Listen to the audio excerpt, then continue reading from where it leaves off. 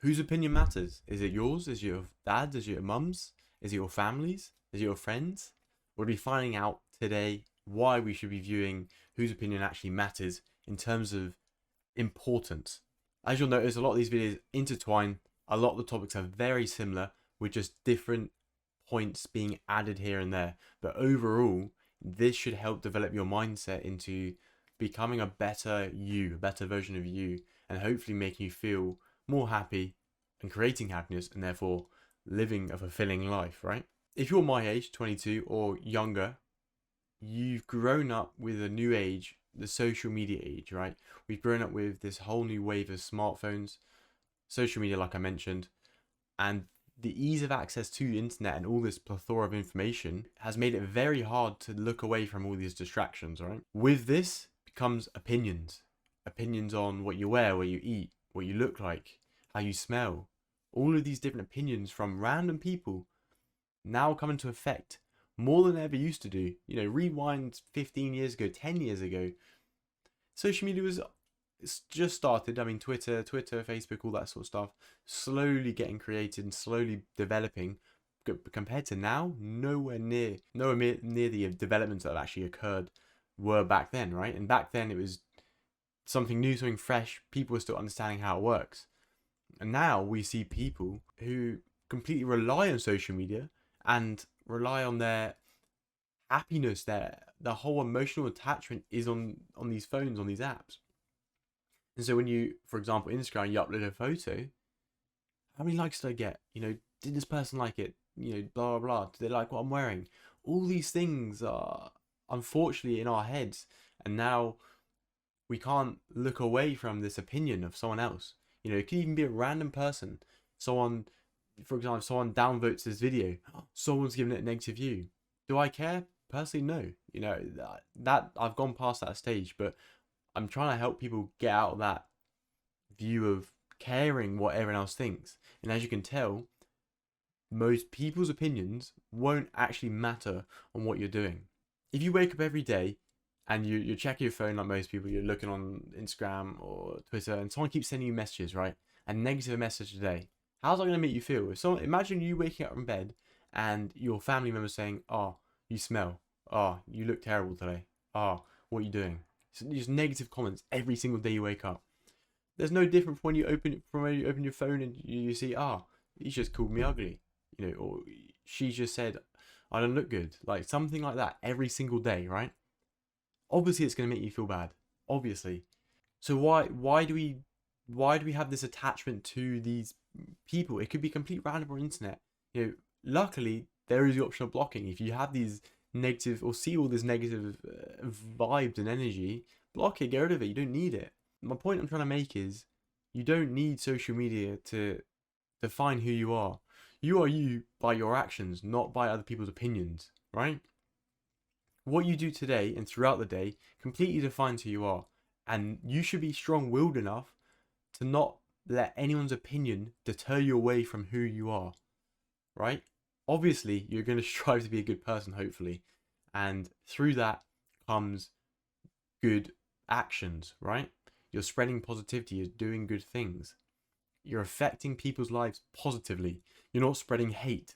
There's people out there that actually spread negative comments or just hate towards people on the internet, and it blows my mind that people even have the time to do that, let alone want to do that. Don't be that person, you know. Don't fall into that trap of jealousy slash envy or just being or hating their own life. Like all of these things combined are usually what or are the symptoms of why people do spread hate. But ultimately, once again, the opinion that matters when you wake up is yours.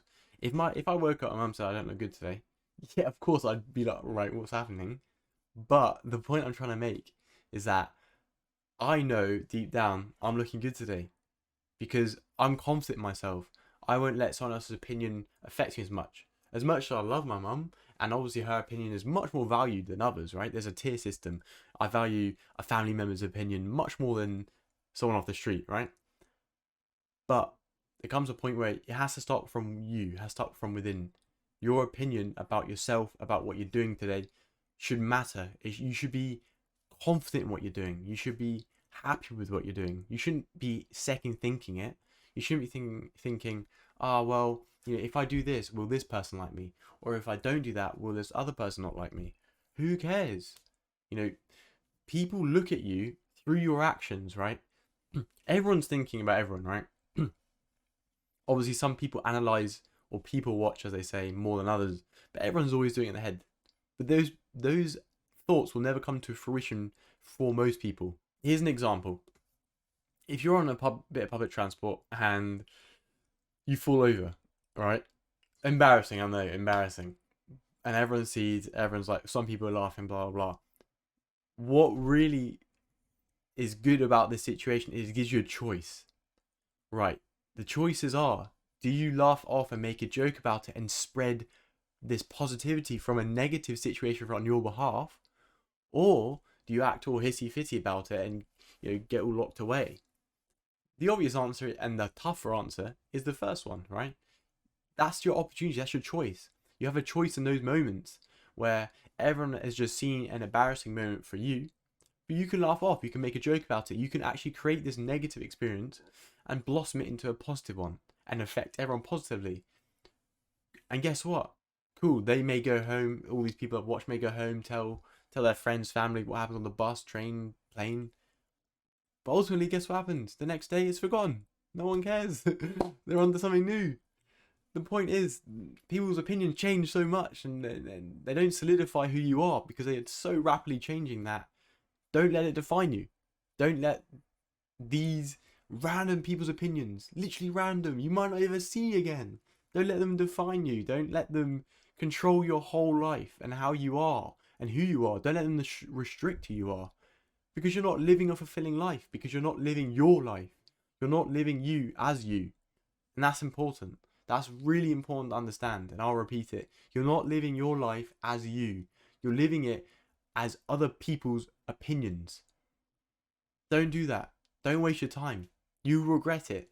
In a year's time, 2 years' time, 5 years' time, you'll regret it. I mean, everyone's been through the stage. I've been through the stage where I care about other people's opinions. And other people still do. But I really, really don't care as much as I used to.